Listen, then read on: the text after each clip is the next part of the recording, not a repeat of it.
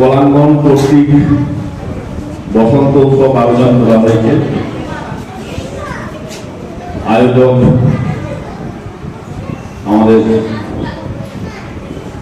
মাস্টারমশাই, তার সহকর্মিনী, কচিকাচারা তাদের নানা রকম রঙের সেজে এসেছে। তাদের পারফর্ম হবে, পারফর্ম করবে তারা। আর মাস্টারমশাইয়ের কাছে শুনলাম যে আগামী ইয়ার বসন্ত উৎসব আরো বড় প্ল্যাটফর্মে আরো ভালোভাবে তিনি করবেন।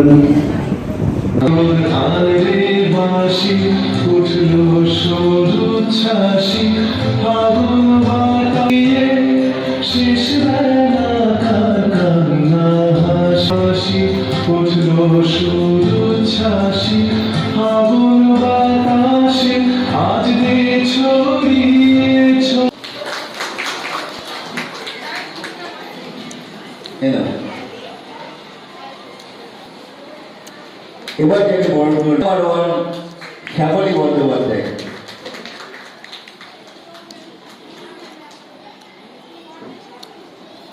আমরা বরণ করে নেব।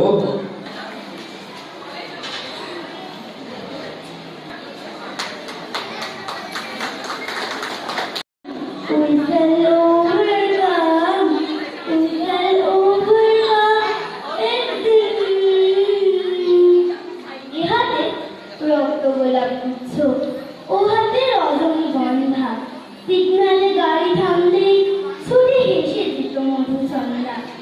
ফুল নেবে বাবু, মালা নেবে মাগো।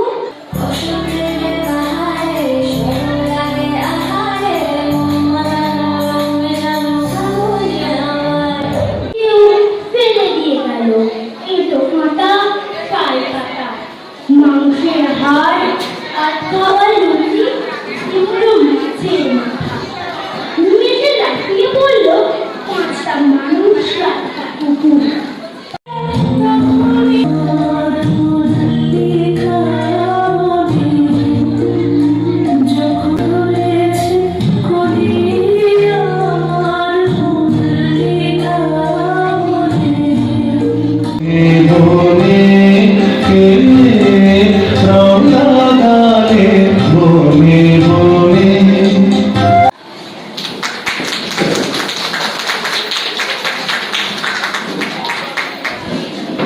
দু চারটা পরে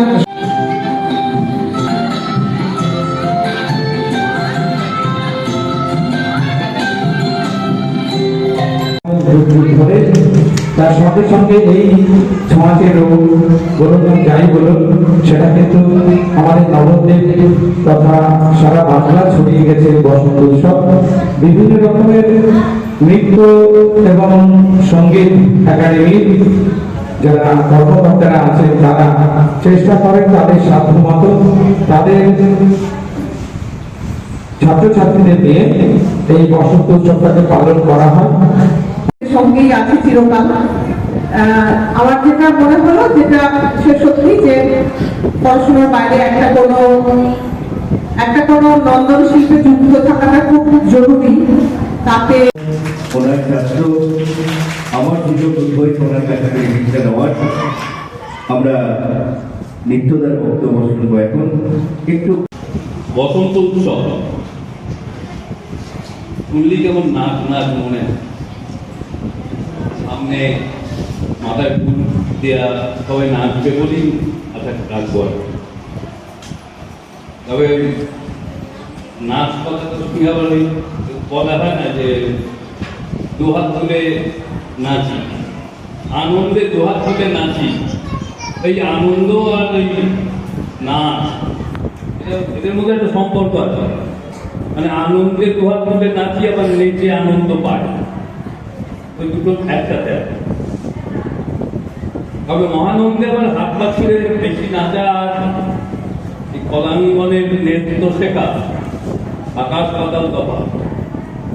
এই নৃত্য অতি প্রাচীন এক শিল্পকলা, যেটা প্রচন্ড অনুশীলনের মধ্যে দিয়ে শিখতে হয়, আয়ত্তে আনতে হয়।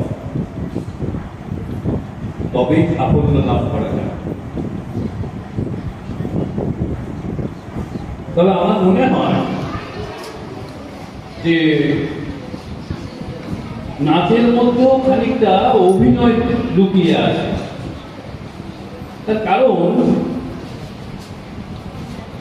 নাচেও তো আমরা ওই দুঃখ, কষ্ট, আনন্দ, বেদনা এর সমস্ত প্রকাশ করতে পারি। তার মানেই ওই নাচের মধ্যে অভিনয়ে লুকিয়ে আছে। অবশ্য এটা ওই রুচিস্মিতা ভালো বলতে পারবে, মানে সত্যি অভিনয় আছে কিনা।